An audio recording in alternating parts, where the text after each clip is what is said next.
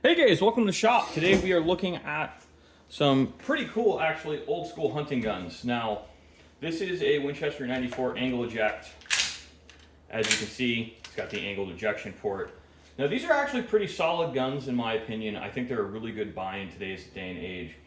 And if you're looking for one of these for relatively inexpensive, I would try and find one of the commemorative editions. Now, I sold these two, or tentatively sold these two as a package deal to someone where it's like, you pay me a fair price for this gun, knowing that the scope based screws are stripped, as long as you buy this one for 800 bucks. So I'm pretty happy with that deal because we both walk away feeling happy. He got a good Winchester 94, and he also got this Ruger 44 mag carbine, which I think is the real gem of this collection so far.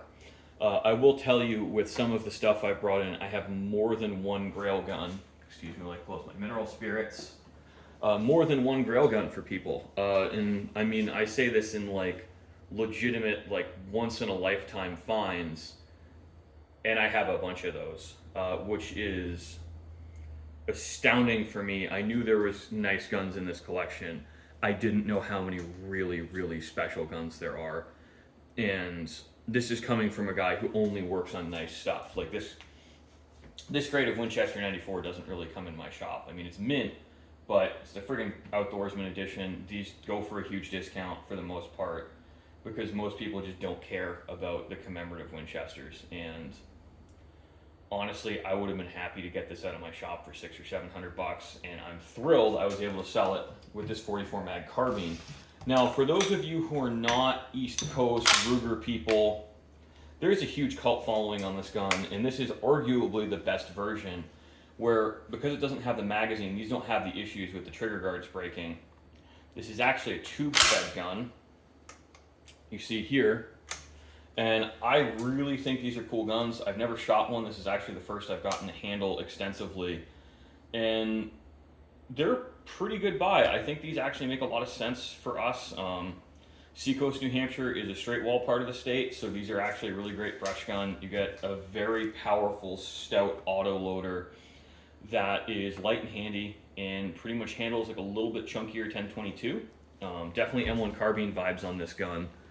So I like them, and one of the things I like the most about this is they're made in Southport, Connecticut, or at least this one is. Let me double check that. Yep, Southport. So I grew up in Norwalk, Connecticut, really, really close to the Southport plant.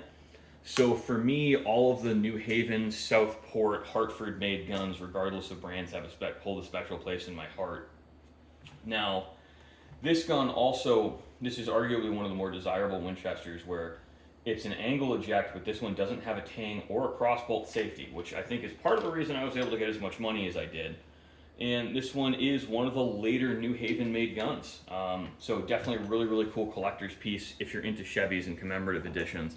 But also a relatively inexpensive way to get into a very good quality Model 94.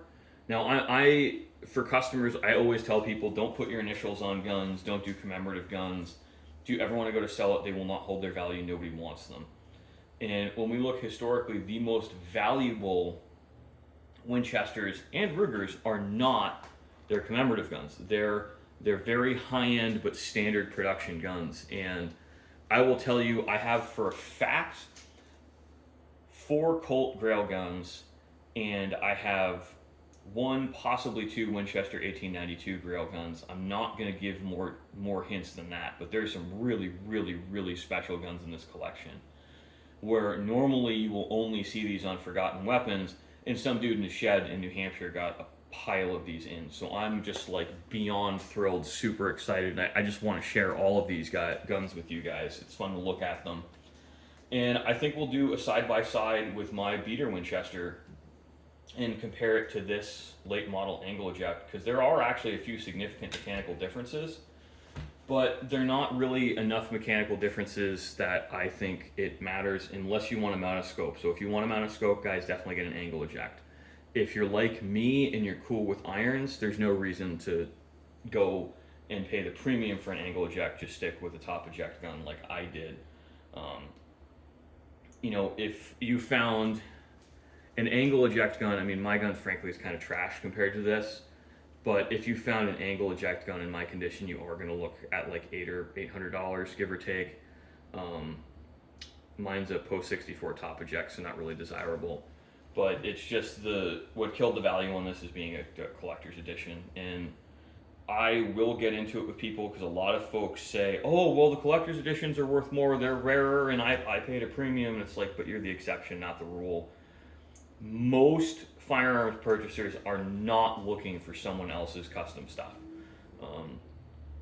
Generally speaking, the more unique you get and the farther from the social norm you get, the less valuable your guns. When you look at like shotguns with custom stocks, they just don't hold their value.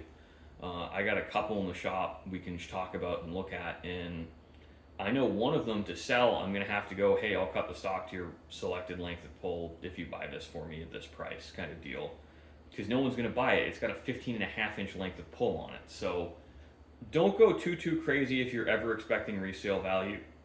Just stay within the realm of normality, shall we say. But definitely enjoy guns like this. This really bog standard Ruger I think is so much fun. You could definitely take it out in the woods in its current condition and configuration and smack a deer. Same thing with this Winchester. But I think that it's just so hard to argue with the effectiveness of a 44 mag or a 30-30. They're just fantastic deer guns. These are both extremely popular in my area. And really relative to the nation, I think these Rugers go for a premium over most other locales, which is a little bit funny because in other locales you can't hardly give guns like this away. So when we're looking at gun prices too, like always take into account location. So thanks for watching, guys. I really hope you enjoyed this video. There's going to be a lot more after this, and it's going to be a ton of fun going through this whole collection with you guys.